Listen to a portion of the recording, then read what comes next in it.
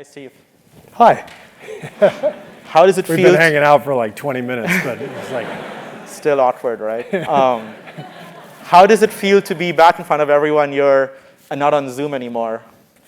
Yeah, it feels nice. You know, we had a game last night in Portland, and it was the first time really that we felt a full house with fans.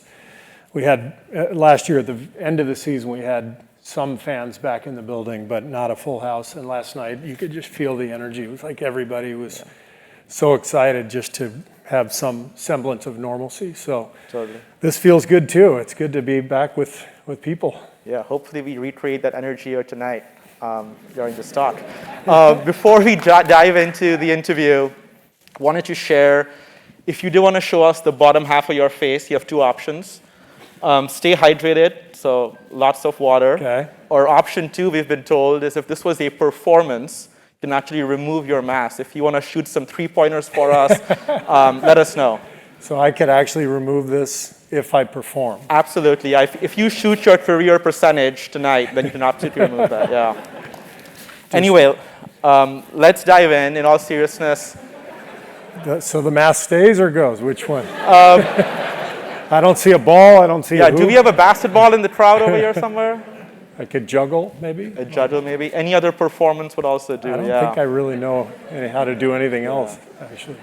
We don't want you to put us to shame, to be honest. I think that's the real reason we don't have a basketball here.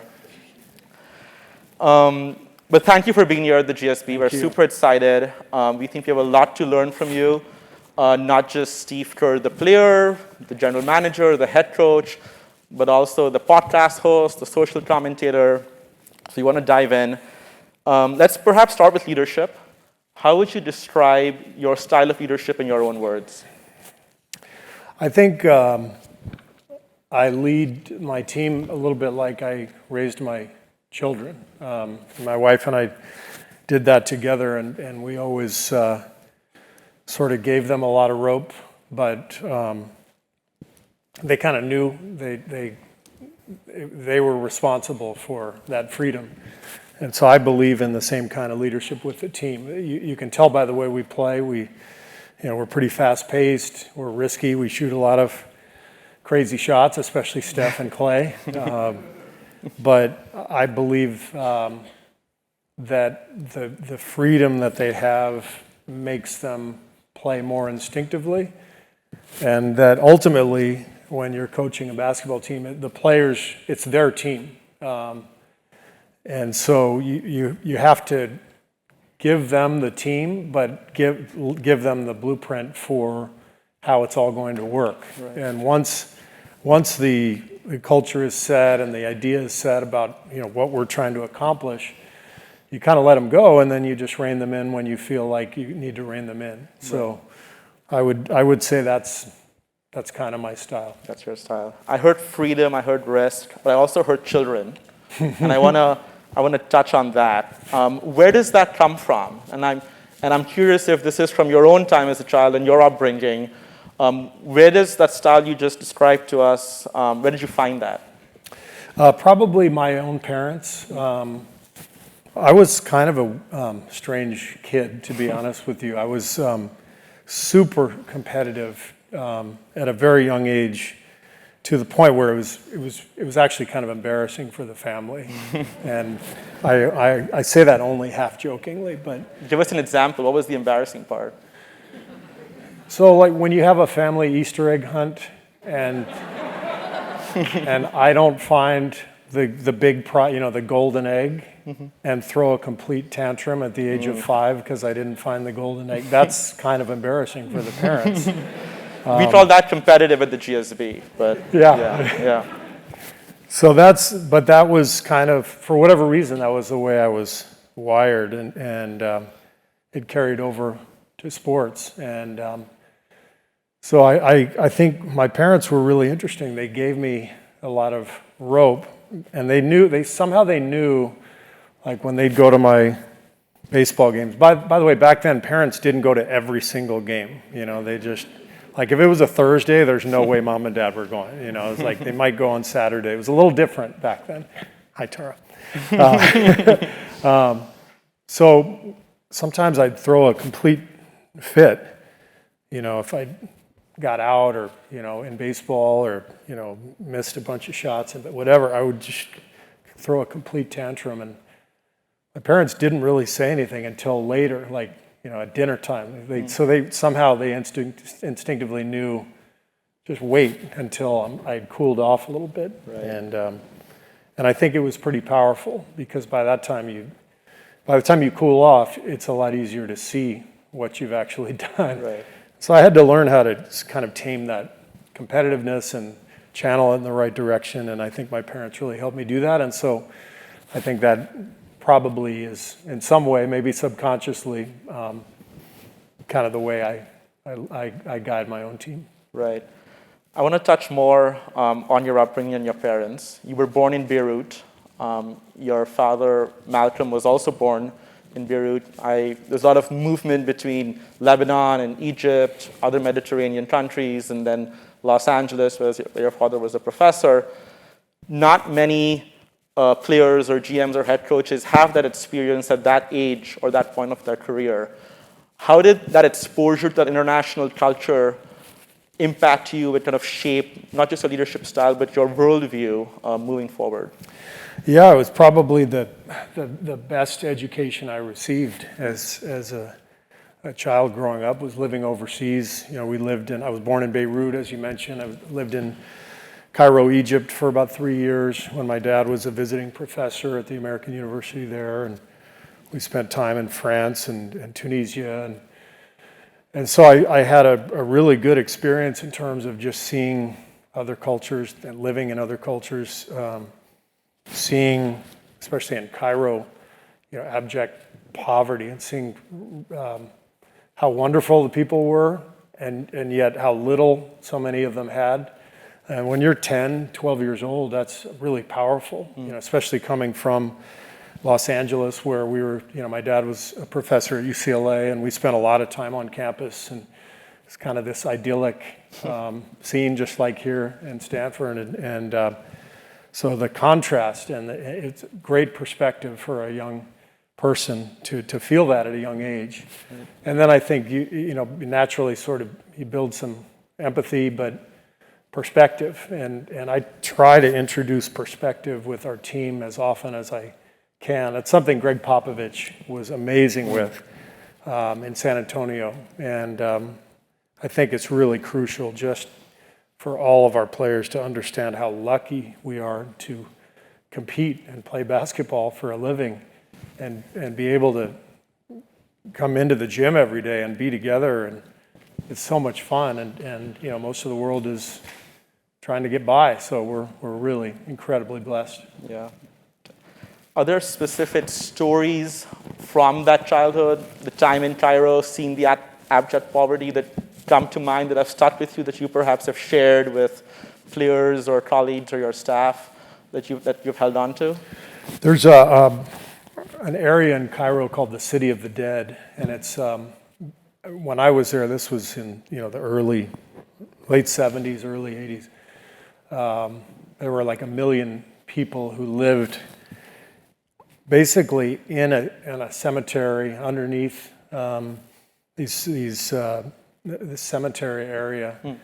Obviously a pretty brutal nickname for the place. But I remember driving by it and asking, why is it called the City of the Dead? Well, it's, this is a burial ground, and a lot of people are living here because this is the only space they have. And it's like, how do you reconcile that with, life in Pacific Palisades, going to UCLA basketball games and thinking, the world was a pretty easy place to be in. So I think that all really stuck with me forever. Yeah. Thanks for sharing that. I feel like the way you shared that and that emotion, it's still very alive with you, and you carry that on. You mentioned Greg Popovich as well. One of, in my opinion, at least personally, and I'm sure you'll agree, the best leaders out there, and not just coach, but leader in the NBA. You worked with him. You've also worked with Phil Jackson at the Bulls. when you talk about leadership styles, anything you found from either of those two that you've honed on and you would like to embody yourself with your team? Oh, yeah. I mean, almost everything that I do is a reflection of either Phil or Pop or Lute Olson. But the thing that I really learned as I went is that if you're not authentic to yourself, your players are going to feel that right away. So while the influence is there from all of those guys, and definitely a lot of the basketball drill work and the philosophy comes from the people I learned, playing under, it still has to be my own values that I share with the team every day, because that's going to be authentic and they'll feel that authenticity. Right. I was really dealt an amazing hand when I got here, because most first-time coaches take over bad teams, and we already had a good team. Right. But the opportunity to coach Steph Curry, and I could go on with a number of players right. in this conversation, but Steph in particular, because I think we share two really crucial values that define our whole team, and that is joy and competitiveness. Steph is just a vicious competitor, but you wouldn't know it because of the way he looks and the joy that he plays with. But we see the world in a similar way. We understand the power of competing for something, but the power of joy within that, and so finding that balance every day is kind of the key to what makes our team tick. But to be able to coach someone who shares your values like that is just an incredible asset for a coach, for a leader, and to have somebody like Steph who's so strong in terms of his own leadership. I've been just incredibly blessed. Right. You touched on Steph, and I want to maybe dive deeper into a part of leadership, and that's people management. Like a lot of us here at the GSB, we'll graduate, enter jobs where we perhaps have to manage our direct reports and those beneath us in the org chart, as well as upwards towards our managers, our bosses, and so on. You've had a similar experience. You have to manage GM, president of operations, owners, as well as your own staff, players, and so on. What framework do you use, or what's your mental model when thinking about leveraging authority both upwards, downwards, and sideways? I think just being aware of everybody's challenges and trying to remind yourself on a daily basis that every single person in the organization has challenges, vulnerabilities, strengths, weaknesses. We're all trying for the same thing, but it's very natural for there to be blame. The front office might sign a player and it doesn't turn out. Maybe they draft a player and they don't think we're developing the player well, or maybe our coaches are thinking, well, we should have drafted somebody else. Like all that stuff. There's the potential for that every single day, just like in any business, right? There's so many people. When you get so many people involved, there's potential conflict. So I just try to think of, and I, obviously depending on what's going on with the team, I just try to think each day of, who do I need to check in with, and maybe it's just a phone call or an email, but maintaining those lines of communication constantly is, like you said, managing in every direction. It's really crucial, and it's a big part of the job. Right. You mentioned communication there, and I want to maybe touch on that a little bit more. This is specifically around creating a culture that is both diverse and inclusive. So you hear that a lot. I want to focus more on the inclusive part, which is not just having a diverse set of individuals on the team, but making them feel like they belong, they have a voice, there is open communication, regardless of where they are in the org chart. I think back it was in June 2015, NBA Finals Game 4, you started Andre Iguodala for the first time. And I believe there was a Wall Street Journal article about this, that a 28-year-old video assistant who was fairly junior on your staff came up with an analysis to prompt you to do that. Can you tell us more about kind of what that story was? I think there was a 3 a.m. text message also involved in there somewhere. What enabled a junior staff member to have an impact, which went on to make Andre the Finals MVP? Yeah, well, it's one of the things I really learned from Pop playing in San Antonio. He used to say all the time, anybody can have a good idea. It doesn't matter where it comes from. Let's explore everything. And if one of you has a thought, bring it up. And he would say the same thing to all the coaches. And so it was very inclusive there. And I thought that was really powerful. And I wanted to create the same sort of culture here. And so that was the way we operated. We sort of embraced all ideas. I encouraged everybody, all the coaches, to talk during meetings, and if they had something to say, to try to get it out of them.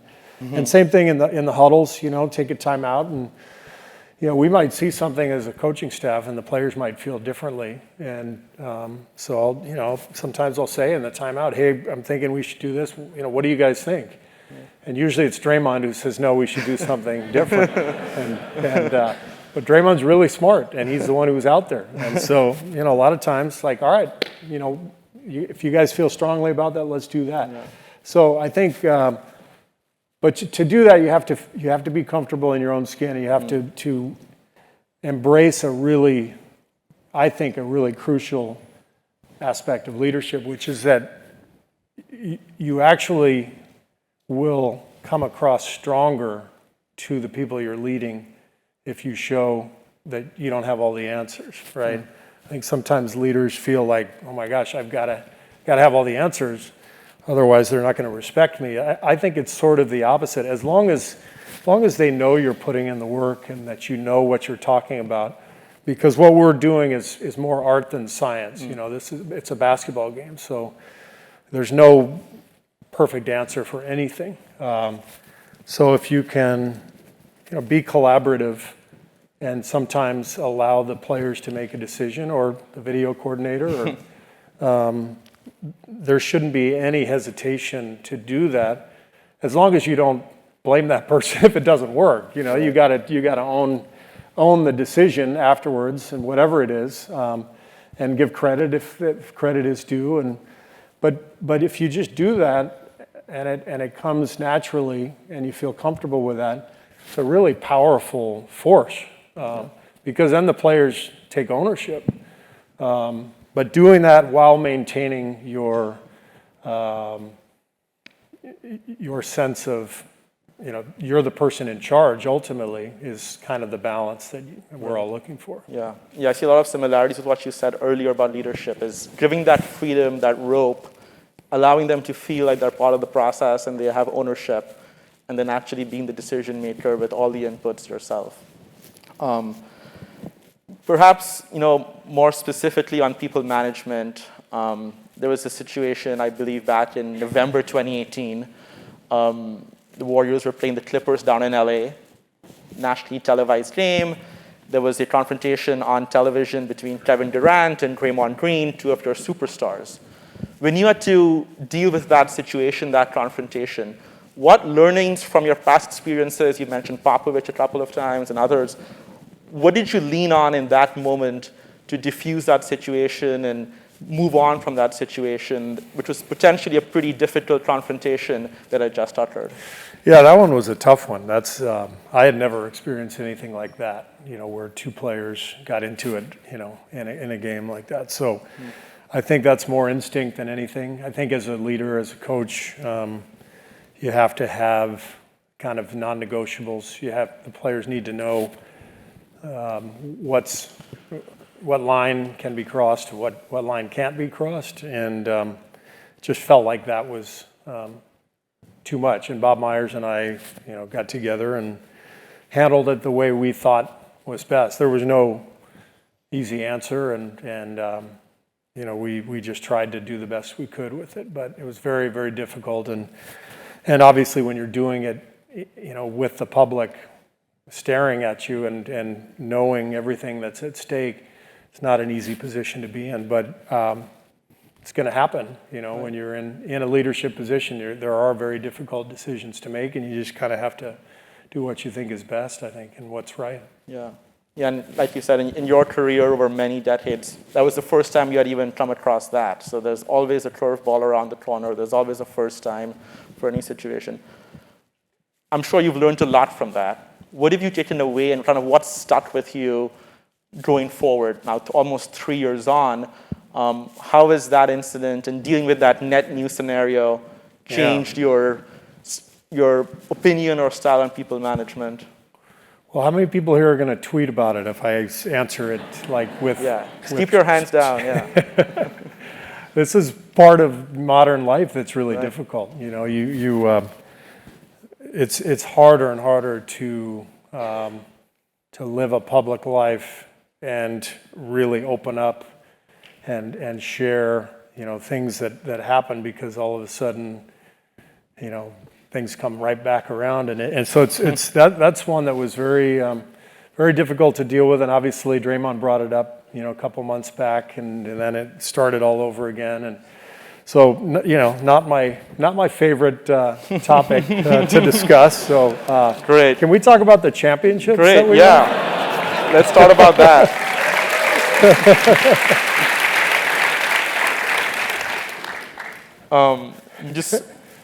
I'm hopefully another one coming up next year in terms of championships. But yeah. Good. Yeah.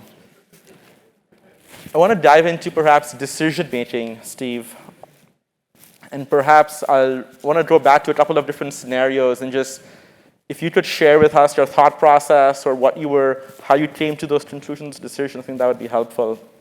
The first one was fairly early on in your time at the Warriors. It was, I believe, there was a potential trade for Kevin Love, who was just coming off a stellar year, with Klay Thompson, who at the time was still fairly young in his NBA career. I believe you were very much for Klay staying on the team and not having that trade. And of course, as they say, the rest is history. Klay's been an all-star and won 3 titles. What gave you conviction in that moment, backing and supporting a fairly unknown or unproven player versus more of a genuine kind of proven expert? I think that I've been in the NBA now in some capacity for 33 years, and one of the things I've learned is the only thing you can be sure of is what's already been proven on the court. Any time you decide to draft someone or trade for someone, if there's no history, if there's no proof that it's going to work, you're really taking a chance. And so when I became the Warriors coach, the undisputed truth was that the Warriors had the 4th best defense in the league, with Klay Thompson guarding a lot of the point guards that are out there, and it had become a really pick and roll dominant game by that point. Now it's even more so. And you've got Klay and Steph, and from a basketball standpoint, you'd like to be able to protect Steph because he's going to have to handle the ball so much. Maybe put Klay on the point guard. I mean, it had already worked. And so our thinking was, we know the Warriors have a great defense already.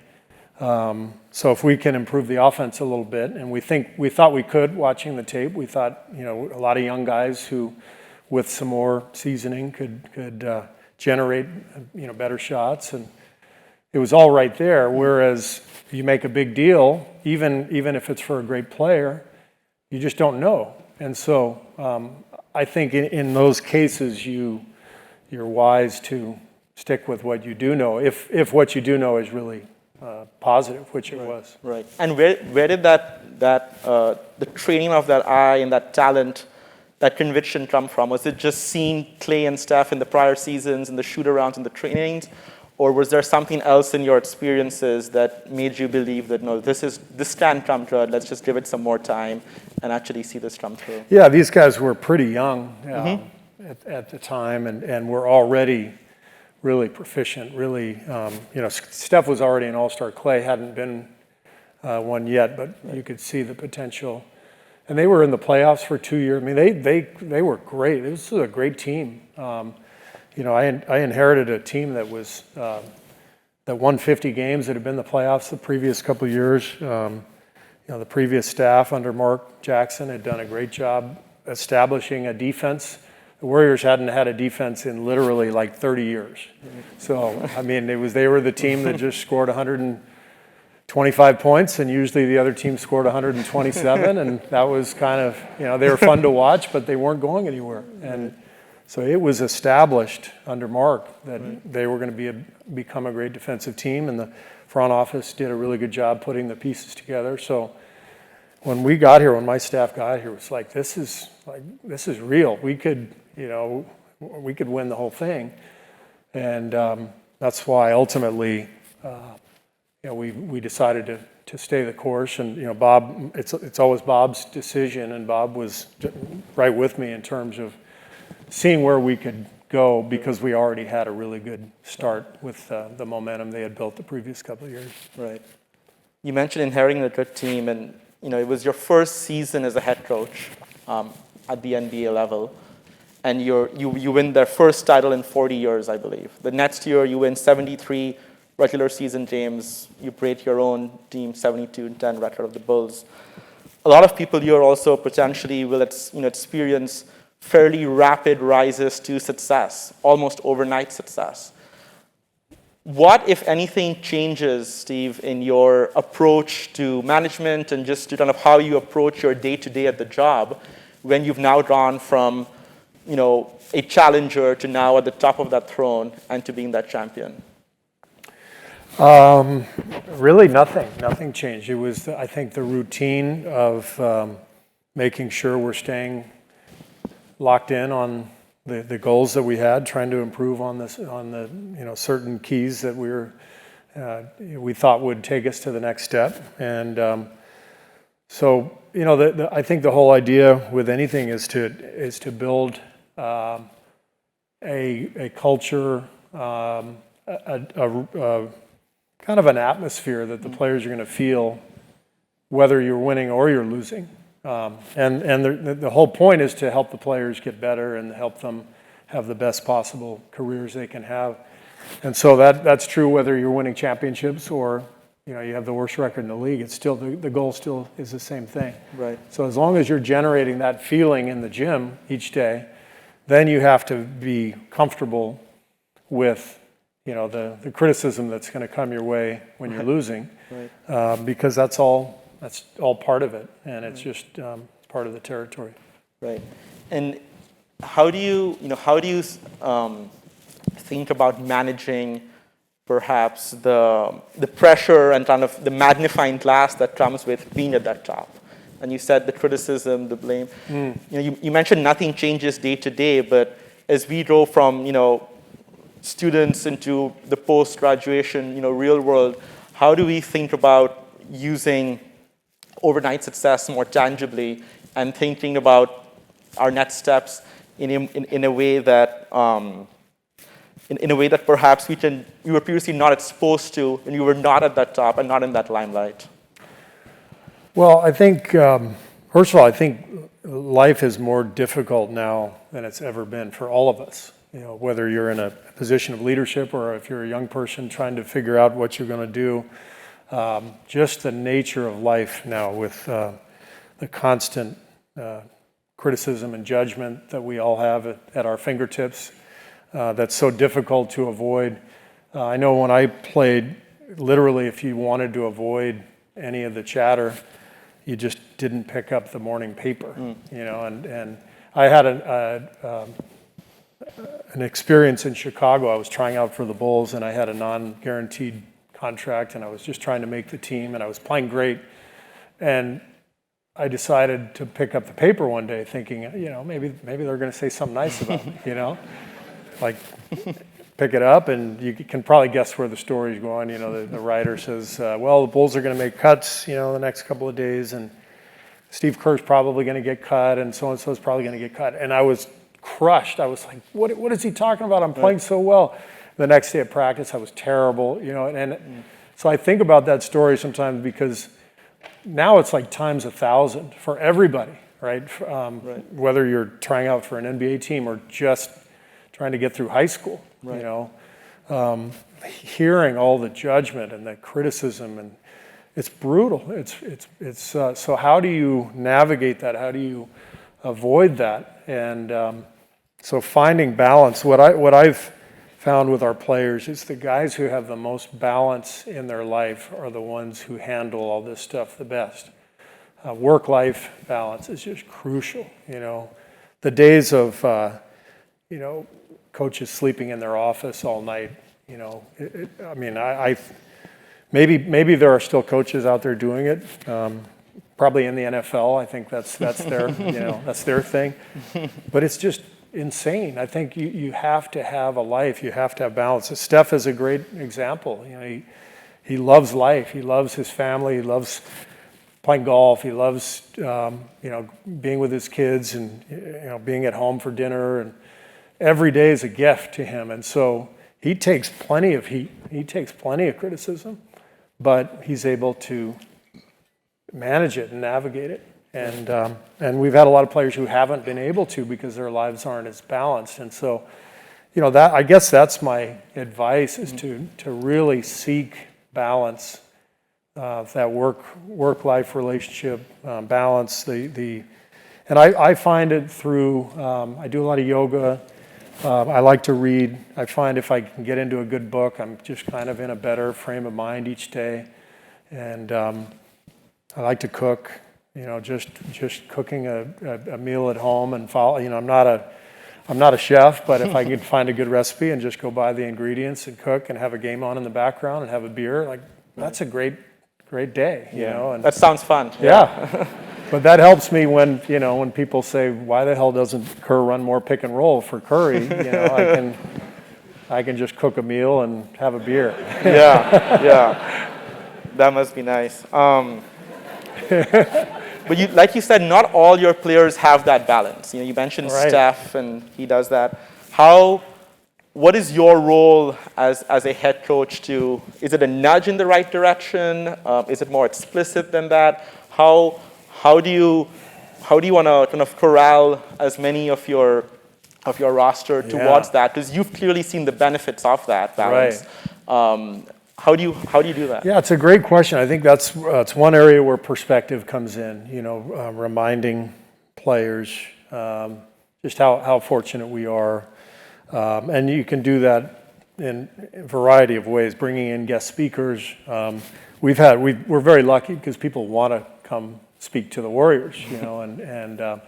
So we're able to get a lot of really interesting people to come in, and we've had like Michael Lewis came in, the author came in to speak to our team. We had Dr. Dre and Jimmy Iovine came in and gave a presentation on their company on Beats.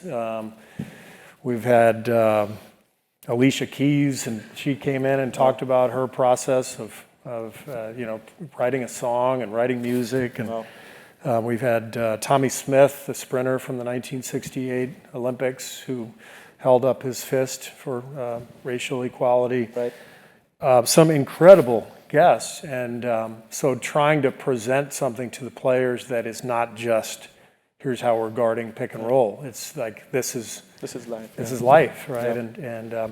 And then beyond that, we try to offer them as much assistance as we can in terms of, we have a mindfulness coach to help them with meditation, we'll do some of that as a team, and then there's, they'll have private sessions where we try to help people to get, comfortable learning how to perform under all this judgment we all live under. Right. Yeah. And perhaps this is judgment. Sometimes I see a double standard for the athletes and the people under that spotlight versus the rest of us who are more of an office 9-to-5 job. For example, a lot of tech companies here in the Bay Area have unlimited paid time off. We have unlimited vacation days and so on.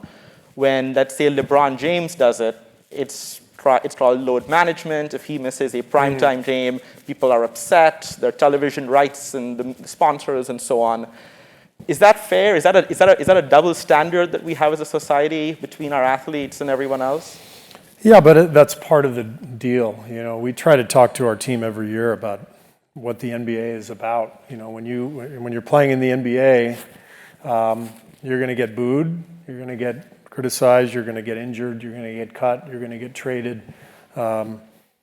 But if you can navigate it well, it's an amazing job, and you're going to make a lot of money, and you're going to have some great experiences, and you get to play basketball for a living, and this is the trade-off. So you got to understand that right away. Right. I once had, I won't name this teammate, but when I was late in my career, I was playing for the Blazers, and one of our rookies on that team would sit with me and another veteran player, a guy named Chris Dudley. And the coach, Maurice Cheeks, was the coach. I think he wanted this rookie to sit with us, and so we could share our wisdom. We were both, getting ready to retire. We'd been in the league a long time. And this player, first week of the season, he says, and he's exhausted. It's been a month of training camp and games, and we're maybe a month into the season. He says, "Hey guys, I have a question." I said, "What's that?" And he says, "How much time do we get off for Christmas?" Chris and I kind of looked at each other and were like, "Oh boy, this is going to be a long year." He has a lot to learn. We don't have any time off for Christmas, and he was, you could see he was heartbroken. He said, "We don't get any time off at all." And he's like, "No," and it turned out the coach actually made him go home for a couple of days. He was so homesick, but you kind of have to know what you're getting into. And one of the problems right now with the league, it's not a problem. It's more of an issue, is that players are coming in at a younger and younger age. We just drafted 2 guys in the lottery who are 19. They each spent 1 year after high school, and here they are.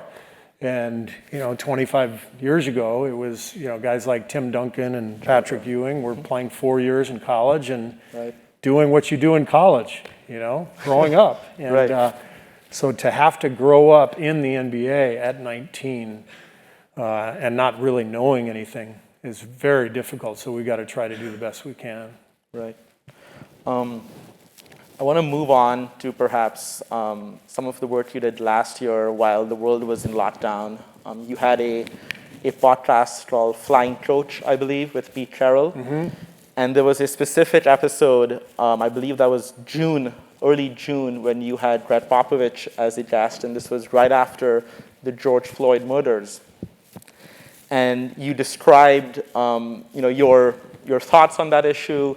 You described how a player of yours, I believe Andre Iguodala, had to tell you about the Tulsa riots, despite you having been a student of American history in both high school and college. And I think the words used to describe the moment was an absence of leadership in our nation. There's a disease. This is very much an issue with, specifically the white population. About a year and a half on, Steve, what are your thoughts on those topics today? How have we changed? How have we improved, if at all? Yeah, it's so hard because we're being held back by the incredible division that exists, the political division that exists. What Andre asked me, he said, did you ever hear of the Tulsa race riots? I said, no, this was a year and a half ago. Since that time, a lot has come out. There's been documentaries, but my point at the time was I took several years of American history and never heard one word about that. Our curriculum in high school and college when it came to African American history was mainly Jackie Robinson and Martin Luther King and these figures who we celebrated for good reason. But we didn't flip it around. We never said, okay, why was it that Jackie Robinson wasn't allowed to play in the big leagues? Why weren't black people allowed to play in the big leagues before that? We didn't ever really explore that in school, right? And so now there's this movement a year ago, and I think everybody who's involved in this movement, the whole point is we need to reconcile some of our sins, right? Our original sin especially. We need to examine. We can't just ignore it, which is what we've done, because you see how it's manifested itself in so many ways. George Floyd's murder being an easy example and a terrible example. But I think the point is, what's happened now is, so you immediately get this conversation on critical race theory, which is just nothing more than a fancy way of saying, hey, let's teach real African American history to our kids. And it seems so simple, right? It's like, yeah, that would be really good, because then maybe kids could grow up and learn that, racism is really bad, and teach them at a very young age, right? Because it's clearly something that is sort of taught. And yet all of a sudden that becomes, the argument is, well, we don't want to teach our kids that they're bad and they're bad people. Like, nobody's suggesting that. But this is how every issue that we have in this country now becomes. It's like this, and it's all for political gain, and it's really demoralizing. And it's just another example of how we're sort of flailing right now as a country in trying to get our shit together. Yeah, unfortunately. I mean, while the politics of it play a massive role and would make all of our lives, a lot easier, what can we as individuals perhaps, do on an individual level in our communities with the people around us? Yeah. I mean, I know you shared a little bit about this earlier, but can you tell us more about how you've had perhaps those uncomfortable conversations with your team, with your family, and your community? Well, I think number one, we need to educate ourselves the best we can, whether that's through our own reading or just extending ourselves and in a way that we haven't done before. Brian Stevenson is another incredible guest speaker we had, the civil rights lawyer, and he talks about proximity, and he said proximity is so important. And we asked him, what do you mean by proximity? He said, well, proximity to the people that you're trying to help, right? Boots on the ground. If you really want to make an impact, actually being proximate to people you're trying to help, being in the community in some form of grassroots organization, movement. What can you do that actually is going to not just make an impact, but make you feel it, make you feel what's actually happening?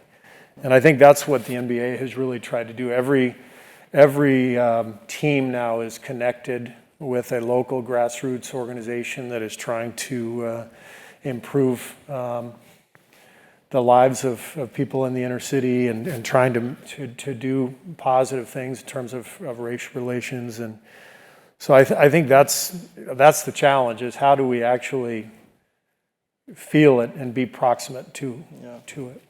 I love that. I'd not heard that analogy with proximity before, but I think being present and as close to the source of it definitely makes a difference.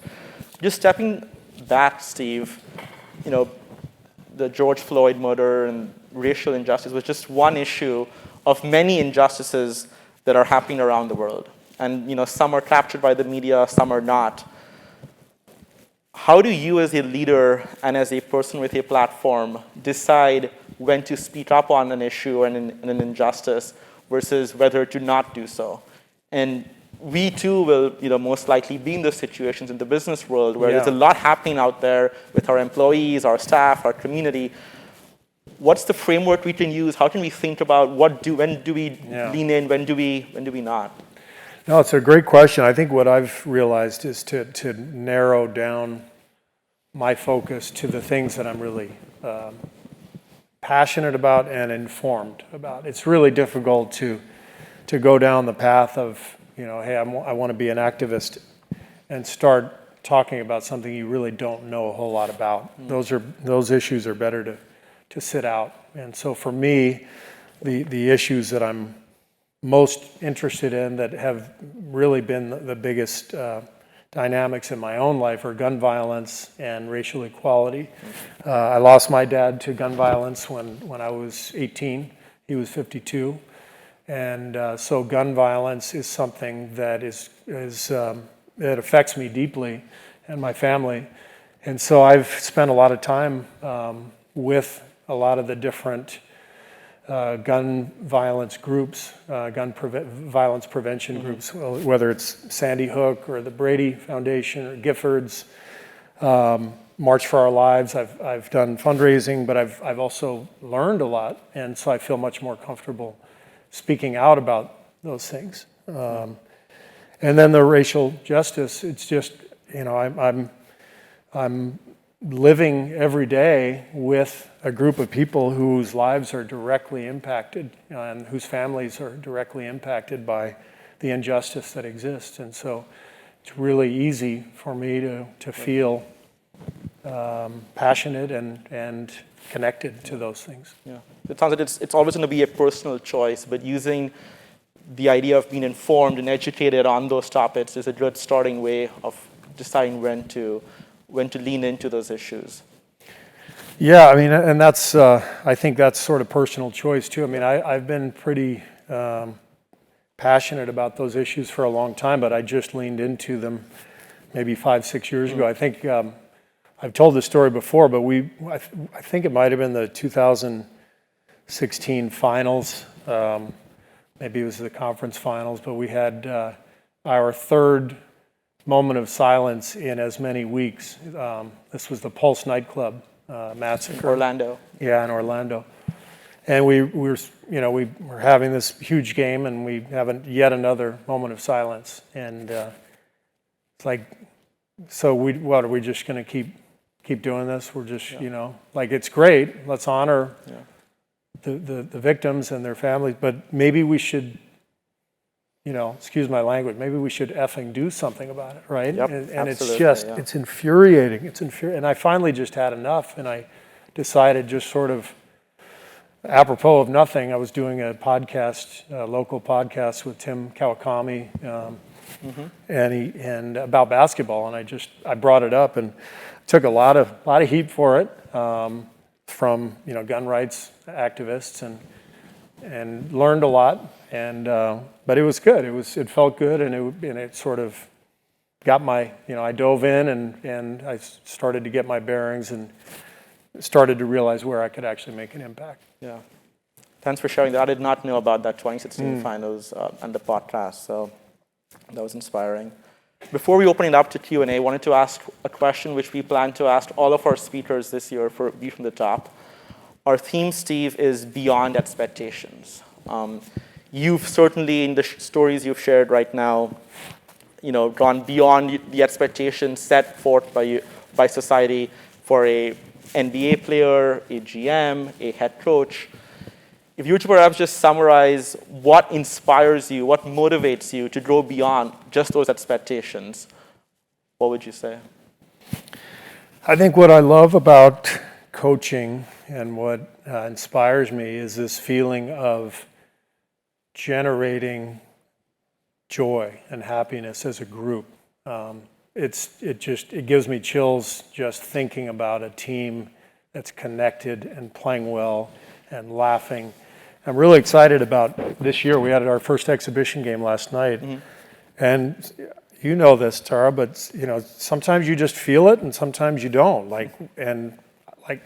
Last night I'm watching our game and I just had chills. Like, this group is connected. Nice. Like, we're going to have a really fun season, and that's what keeps me coming to work every day and wanting to really succeed is that feeling of momentum when you just grasp something, then you can feel it and it starts to grow, and you're just trying to feed it, and so many people are interested in it and enjoying it as well. And so when our team plays well and the community gets involved and all of a sudden everybody's excited, that's the best feeling there is for me.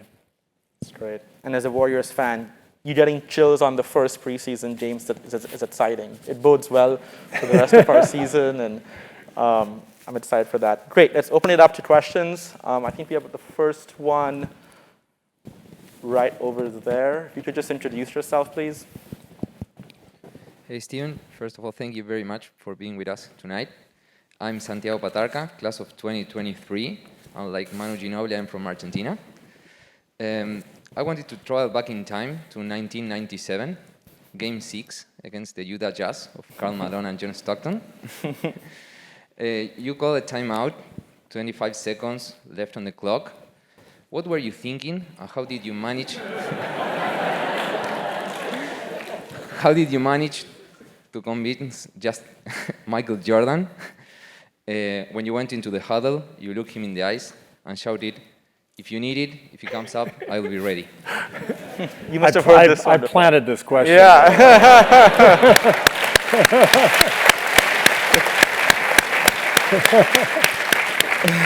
Well, you just told the story, so that was that was the moment that every kid dreams of, when you're shooting in your driveway or at school or whatever, and you count down the seconds and NBA championship on the line, and so to actually live that was incredible.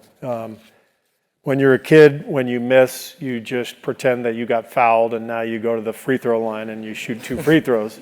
And but when it's happening, you can't quite have that luxury. But it was a moment that I think it took me a long time to get to the point where I could actually succeed in a situation like that. I was very self-conscious when I started playing in the NBA, and I didn't really feel clutch. I felt like I was thinking too much, and so I learned a lot, especially from Michael Jordan, who took game-winning shots almost every week and missed plenty of them, and didn't seem to bother him that much. And there was a great lesson in there that you got to go for it, and you got to be able to live with the failure if you don't. But the best way to succeed is without considering the failure, without just playing, just going, and getting out of your own head.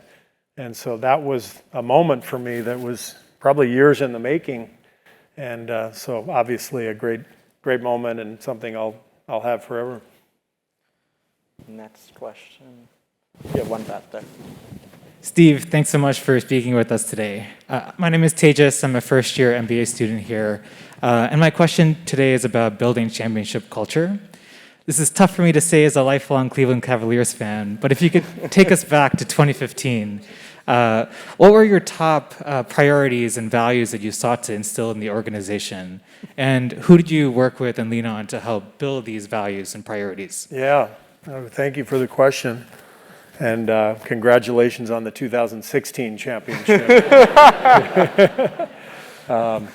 So when I became a coach, I spent a lot of time preparing to coach, but I didn't become a coach until I was 49. So I did some television work after I was done playing, and I spent a lot of time preparing. And I talked to a lot of coaches, and one of the guys who really made an impact on me was Pete Carroll. And I went to see Pete in Seattle. I loved the way his teams played, and I sat down with him, and Pete just said, after we had spent a couple of days together, and I was watching practice, and we sat down in his office, and he said, "So how are you going to coach your team?"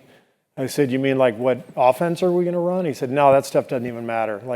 And I had just spent like a year trying to figure out what our offense was going to look like, And he said, "Really, that stuff you'll figure out." He said, "It's what's it going to feel like for the coaches, for the players and the coaches to come into the gym every day, and what's your culture going to be like?" And I suppose I had never really thought of it in those terms, but I knew playing for Phil and Pop, they had built these amazing cultures. But Pete really sort of clarified, and he told me the story of how he sort of figured out how to incorporate a culture. And he asked me to go home and think of the 4 values that were the most important values in my life. And that my job as a coach was, once I figured out what those values were, was to make those values come alive every day, and that the players would feel that authenticity since they were my values. And so Pete was the guy who sort of laid it out there, and it was really fascinating. Joy and competition were 2 of them. Mindfulness was another one. Everything that we did was built on competing and joy and mindfulness and compassion was the fourth one. So everything we did and the way we treated the team was based on those values. We incorporated a ton of joy into our practice sessions. We competed at everything. We kept score of everything. We treated our players with great compassion. But making those values come alive, to me, was the lesson of this is what it means to build a culture. We have time for one last one over there. We'll wrap up. Yeah. Hi. This is Diego Ramirez, NBA 23 from Mexico. So my question is regarding how you experience different joys as a player and as a coach. I practice sport competitively, and one of my greatest fears has been retirement because I feel that it is a great part of my identity that I'm going to lose. What has been your favorite part of coaching, and how do you compare the feeling of winning a championship as a player and as a coach? Yeah, it's a great question. I think as a player, you're very locked in on your own game, your own routine, and as a coach, you're thinking about everybody else, and you're trying to help everyone. So actually, I found winning the championship as a coach was even more gratifying than as a player because you've put in all this energy into the whole group, and you see everyone, how happy everyone in the organization is. And when you're a player, it's an amazing feeling too, especially with your teammates. But it's more insular. It's more, you're just locked in on your own routine day after day. And coaching is, you feel responsible for everyone. That's great. Thanks for answering those, Steve. We're almost done. Before we let you go, we want to do a quick lightning round. Okay. I'll mention a couple of words or phrases, and just you pick one of them. Ready? Yep. Okay. Space Jam 1 or Space Jam 2? 1. 1. Okay, so does that mean Jordan over LeBron, or is that not just an indictment on their acting, not the best players, okay. just as actors? Yeah. I didn't see Space Jam 2, so. Ooh, okay. So there we go. Messi or Ronaldo? Ooh, Messi. Messi. There's my Argentinian guy right There there. you go. What's your team? What's Liverpool. Liverpool. Yeah. See, you have some Liverpool in here as well. Roger Federer, Rafael Nadal, Novak Djokovic. Roger Federer. Roger Federer. Okay. Crowd pleaser. Better dressed team: 1996 Bulls or 2017 Warriors? Do coaches count? You were a player on one, not a coach on the other. 2017 Warriors, because I was a player on the 96 Bulls, and I brought the level down. You brought them down. Yeah. That's fair. Best city for food in the NBA? Ooh. Chicago. Great. And last one. Losing Game 7 of the NBA Finals to LeBron James at home on Father's Day, or getting punched in the face by Michael Jordan? Wow. That's quite a way to finish the night. Really uplifting there. Yeah, thank you. Anyway, I don't know if you know this, but I actually went at Michael, and I actually hit him in the fist with my jaw. Right. People, we have an answer. That's an answer. That's an answer. Great.